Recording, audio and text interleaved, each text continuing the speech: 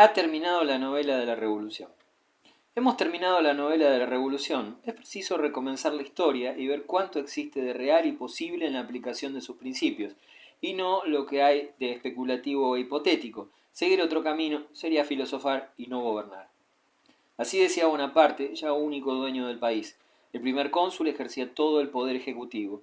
La nueva constitución le otorgaba un mandato por 10 años, mientras que los otros dos cónsules, Cambaceres y Lebrun, veían sus atribuciones reducidas a la de simples consejeros. El primer cónsul escogía por sí mismo a sus ministros. Por lo demás, aunque simplemente en teoría, dos asambleas mantenían el poder legislativo, el tribunado y el cuerpo legislativo. Todos los proyectos de ley debían ser preparados y presentados por un Consejo de Estado integrado por miembros escogidos por el primer cónsul. Bonaparte promulgó un decreto tras otro para restablecer el orden en el país. De este modo, cada ciudadano pudo dedicarse sin temor a sus ocupaciones personales e intereses particulares. Un nuevo sistema administrativo que luego sería muy imitado, se inició meses después del 18 Brumario. Cada departamento creado por la Revolución quedaba dirigido por un prefecto dotado de amplios poderes, extinguiéndose así las autonomías locales. Los juristas elaboraban un código civil, llamado Código Napoleónico, adaptación de la obra de los legistas romanos a una sociedad de ciudadanos iguales ante la ley, promulgado para los franceses. Este código extendió pronto su influjo a toda Europa. Estas dos grandiosas obras, Administración y Código, iban acompañadas de otras reformas. Una ley de 1802 creó los liceos, especie de internados cuyos alumnos eran escogidos por el gobierno y donde recibían su primera formación los futuros oficiales del ejército y los funcionarios civiles. En aquellos primeros años del siglo XIX, Napoleón brindó de todo a su pueblo: calma, seguridad, orden, bienestar, todo, excepto la libertad. El consulado y la economía francesa. Después de la Revolución no faltaron banqueros en Francia que tenían sus propias instituciones de emisión, siendo los más emprendedores Perregaux, Recamier y Desprez, como deseaban ampliar sus negocios en el momento preciso en que Bonaparte se esforzaba en hacer olvidar el fracaso de los asignados y en devolver la confianza a los medios comerciales. Muy pronto pudo negociarse un acuerdo. El 13 de febrero de 1800, la Caja de Cuentas Corrientes que aquellos operaban se convirtió en Banco de Francia, institución privada con un capital de 30 millones que se comprometía a colocar 3 millones en libranzas. Ello resolvía solo en parte los problemas financieros del Estado. Este seguía sometido a los banqueros y proveedores del ejército. El Banco de Francia descontaba parsimoniosamente el papel comercial y, al faltar numerario, que continuaba siendo absorbido por el atesoramiento, la economía francesa se halló falta de capitales. El primer cónsul había vuelto al sistema del mercantilismo para proporcionarse metales preciosos en el extranjero y no cesaba de alentar las industrias suntuarias y la exportación de sus productos. El 7 de abril de 1813 se definió legalmente el franco germinal como un peso de plata de 5 gramos, fijándose la relación entre oro y plata de 1:15,5. El 14 de abril inmediato fue reorganizado el Banco de Francia. Los dividendos quedaron limitados al 6%. El capital subió a 45 millones con fondos de reserva y absorbió el monopolio de emisiones en París y la caja de descuento comercial, quedando obligado en lo sucesivo a aceptar sin moratorias ni reticencias todas las órdenes de pago de los recaudadores. De este modo pudo crearse una base sólida y estable para la tesorería fiscal y el comercio. Sañada la hacienda, el primer cónsul dio nuevo impulso al comercio y a la industria. Construyó puertos, carreteras y canales, alentó las ciencias y las artes y anheló crear una sociedad laboriosa y rica, formada por buenos y honrados ciudadanos que mereciesen ser recompensados con la Legión de Honor, reciente orden creada por él. En resumen, Bonaparte quería una sociedad de ciudadanos satisfechos que no pensaran jamás en rebelarse contra su gobierno. Para facilitarles esta sumisión incondicional, apenas llegó al poder suprimió la mayoría de los periódicos y censuró rigurosamente los restantes. No se toleraba la menor crítica contra la actuación política del primer cónsul. La política de reconciliación y el concordato. Al regresar de Marengo, Napoleón se propuso demostrar por todos los medios posibles hasta qué punto se elevaba sobre las antiguas discordias. Tendiendo la mano incluso a los realistas, decidió una amnistía general, abril de 1802. Acto seguido decidió reconciliar Estado e Iglesia. Con tal espíritu y sin fe religiosa por parte alguna, Napoleón firmó con el Papa Pío VII el Concordato de 1801, que devolvía la paz a las conciencias. El catolicismo fue declarado religión de la mayoría de los franceses. Los bienes confiscados a la Iglesia serían restituidos, excepto los ya enajenados, y el Papa consagraría a los obispos propuesto por el gobierno francés. El concordato causó excelente impresión en la opinión pública francesa. Sin embargo, los antiguos antagonismos no desaparecieron. Ni el monarquismo había muerto, ni tampoco el jacobinismo idealista. Luis XVIII, hermano del rey guillotinado, aguardaba en el destierro la caída o la muerte del primer cónsul. Para mantener a raya a sus agentes, Napoleón recurriría a Fouché. La Francia napoleónica se tornó un estado policíaco. Pocos hombres eran tan temidos en el país. Aquel ministro de policía no tenía, por cierto, la mano blanda. Obraba sistemáticamente, con sagacidad y sangre fría. Contaba con un registro detallado de cuantos sospechosos circulaban por el país. Tarde o temprano caían en sus redes. La efímera paz de Amiens. Talleyrand leía en Napoleón como en un libro abierto. Adivinaba todo su enorme poder y sus inmensas posibilidades, pero también todas sus flaquezas. Aristócratas entre advenedizos, hablaba el primer cónsul con cortesía, refinamiento, cinismo y soltura innata, como en el Versalles de los Luises XIV y XV. Talleyrand era incomparable, no solo por sus cualidades decorativas, sino por su singular competencia. El primer cónsul rara vez le rehusaba una audiencia y le encantaban esas entrevistas, ya que Talleyrand podía enseñarle muchas cosas. Por su parte, Napoleón sabía que tal hombre podía ser muy peligroso. Vigilaba con cuidado los importantes subsidios puestos a su disposición. También conocía todas las flaquezas personales de Talleyrand, su amor al dinero, al lujo y a las mujeres seductoras. En nombre de la decencia, lo obligó a legalizar sus relaciones con una de sus amantes, denominada la Bella Indiana, una antigua prostituta de la capital. Para Talleyrand, que rehusaba con obstinación mencionar siquiera a su esposa en ninguna parte, este matrimonio impuesto constituyó una verdadera injuria.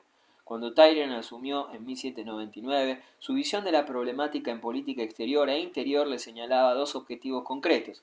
En primer lugar, la restauración de un sistema de gobierno monárquico, constitucional esta vez, según las líneas generales del modelo inglés, y el tipo de constitución bosquejado por los precursores de la Revolución Francesa.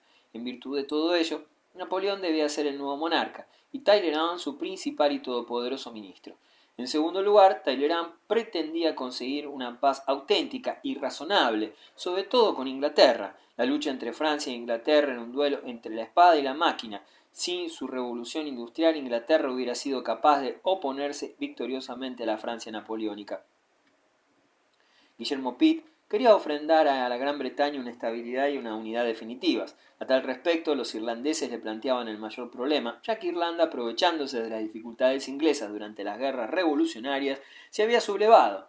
La rebelión ya estaba reprimida, pero, como Londres sospechaba que Bonaparte utilizaría Irlanda como trampolín para una invasión, para eludir tal amenaza, el primer ministro promulgó una importante ley que reunía al Parlamento irlandés al británico, redactando un texto similar al de la ley unionista entre Escocia e Inglaterra. La ley de unión con Irlanda entró en vigor en 1801. Además, autorizó a los católicos irlandeses a ocupar cargos gubernamentales y asiento en el Parlamento. Pero el rey, aquel mismo Jorge III afectado de debilidad mental, encolerizándose, juró que no aprobaría nunca tal iniciativa y que consideraría como enemigo personal suyo cualquiera que le apoyase. Guillermo Pitt abandonó sin amargura aquella casa de Downing Street, donde residía desde 1783, no vacilando en ofrecer apoyo leal a su sucesor, Enrique Addington, quien firmaría la paz de Amiens al año siguiente, persuadido de que Inglaterra no vencería nunca a Napoleón. Inglaterra se hallaba sola en su lucha contra la nación más poderosa y dinámica del continente. Única solución posible: Inglaterra debía negociar la paz. Sin embargo, Addington descuidaba un factor importante. Si Francia dominaba el continente, el Reino Unido era señor del océano. La guerra le había permitido acrecentar sus posesiones coloniales en detrimento de Francia, España y Holanda. Tropas inglesas ocuparon Malta, isla de enorme importancia estratégica al sureste de Sicilia.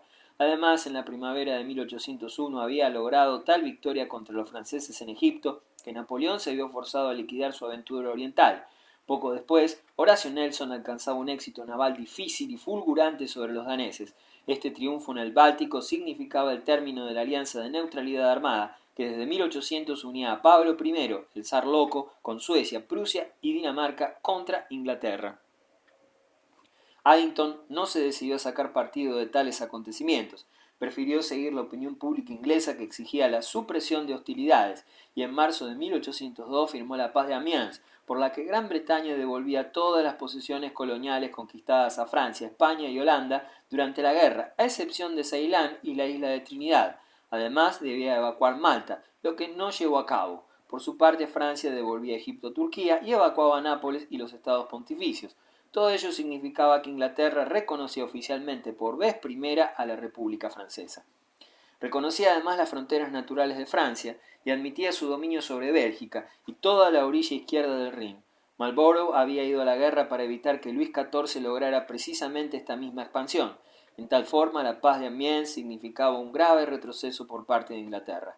A mayor abundamiento, en agosto de 1802, después de celebrarse un referéndum favorable a Napoleón, Bonaparte fue proclamado cónsul vitalicio en recompensa de los triunfos ofrecidos al pueblo francés. De nuevo la confrontación anglo-francesa. Napoleón interpretó a su manera el espíritu y la letra de la Paz de Amiens, considerando que Inglaterra se había comprometido a no inmiscuirse más en los asuntos continentales. En virtud de ello, y amparándose en las cláusulas del tratado, emprendió una serie de cambios en la política internacional que juzgaba útiles y necesarios para consolidar la influencia francesa. Obligó a la República Cisalpina a elegirlo presidente con una nueva constitución al estilo francés. Se anexionó el Piamonte, territorio el más importante del reino de Cerdeña, ocupó Suiza, donde estallaron rebeliones contra Francia y se apoderó de los bienes eclesiásticos en diversas regiones alemanas al poniente del Rin. Repartiendo generosamente territorios confiscados, Napoleón se atrajo partidarios entre los príncipes alemanes que años después le ayudaron a asestar el golpe mortal al antiguo imperio romano-germánico. Esta política de conquistas en tiempos de paz provocó la declaración de guerra británica contra Francia y la instalación de un campamento francés en Boulogne, indicio de que Napoleón proyectaba un ataque directo contra Inglaterra. Si durante 6 horas somos los dueños del Canal de la Mancha, seremos los dueños del mundo. Estos años, 1803-1805, fueron para Inglaterra los tiempos del gran miedo. Napoleón concentró en las cercanías de Boulogne la mayor maquinaria de guerra existente en su época, 120.000 hombres dispuestos a invadir Inglaterra. Los ingleses esperaban que Bonaparte, el pequeño Bonnie, como lo llamaban, aprovechase una noche brumosa para desembarcar en la costa británica y que de un día a otro la caballería francesa se desparramase hacia Londres a través de la apacible campiña de Kent y de Surrey. Los ingleses abandonaron familia y oficios para alistarse en los cuerpos voluntarios. Ante el litoral cruzaba la flota británica, última línea de defensa inglesa. Sus tripulaciones ardían en deseos de demostrar al pequeño Bonaparte que la Navy maniobraba en la mar mejor aún que el ejército francés en tierra. Napoleón, emperador. Nace un imperio y sigue la guerra. El 2 de diciembre de 1804, Napoleón Bonaparte se hizo coronar emperador de los franceses en la Catedral de Notre Dame. Talleyrand, siempre precavido, había puesto objeciones al título de emperador, escogido por Napoleón. Este le había replicado que impresionaba mucho más, que se consideraba el sucesor de César y Carlomagno y que no se contentaría con reinar solo en Francia. Habíase invitado al Papa Pío VII a representar su papel en la apoteosis de Napoleón Bonaparte, como un milenio antes en la coronación de Carlomagno en Roma. No obstante, su papel quedó estrictamente limitado a efectos decorativos. Una vez ungido por el Papa, Napoleón se colocó por sí mismo la corona sobre la cabeza, alegando que debía su elevación exclusivamente a sus méritos y considerándose como la autoridad suprema en este mundo. Los regimientos recibieron por nuevos emblemas las águilas imperiales romanas, símbolos de poder y de victoria. Al llegar la primavera, Pitt residía de nuevo en Downing Street, en calidad de primer ministro, porque Inglaterra lo juzgaba el único piloto que podía conducir la nave del Estado en tal tempestad. Si bien contaba ahora con la ayuda de una nueva estrella en el firmamento político inglés, George Canning, Pitt tenía que habérselas con un rey demente y un parlamento siempre dispuesto a divagar. Su adversario, Napoleón, al contrario, era señor y dueño de Francia. Napoleón podía exigírselo todo a su pueblo, y eso Pitt lo sabía muy bien. Canning era hijo de un alegre aristócrata irlandés, execrado por su familia por haberse casado por amor. El muy indecente se había atrevido a dar su apellido a una actriz. El pequeño Jorge pasó los primeros años de su vida con su madre recorriendo teatros de provincia. Más tarde, un pariente le hizo estudiar en Eton y en Oxford. A los 23 años de edad fue miembro de la Cámara de los Comunes y a los 26 subsecretario de Estado para Asuntos Exteriores.